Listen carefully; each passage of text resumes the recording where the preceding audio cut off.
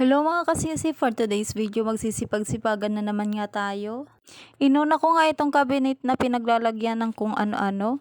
Inalis ko nga muna yung mga nakalagay dyan at sinimulan ko nga pinunasan ang cabinet. Maalikabok na nga rin yan dahil nga matagal-tagal na rin yan na hindi nalilinisan. Hindi ko na rin nga nabidyohan ang paglilinis dyan. Mga sisi, naugasan ko na nga rin pala dyan ang mga plato at baso na kung ano-ano pang gamit. At dahil nga masipag tayo ngayon ay hinugasan ko rin dyan ang lagayan ng mga plato at baso. Sa ganito nga mga gawain talaga namang sanay na sanay nga tayo. Ito nga ang talagang nagiging routine ng ating buhay. Sa part nga na ito ay pinagbabalik ko na nga dyan ang mga nalinisan. Inuna ko nga dyan itong mga lagayan ng mga baso at plato. Habang nag-aayos at naglilinis pala ako yan ay nagsasound trip pa nga ako dyan. Mas masarap nga ay maglinis habang may sound trip pero hindi nga ako magpapakabog dyan dahil mas masarap nga ako. Charis! Sa moment ko to, wag kang ano dyan. Ako nga dyan maglinis ito at naligo na rin ako.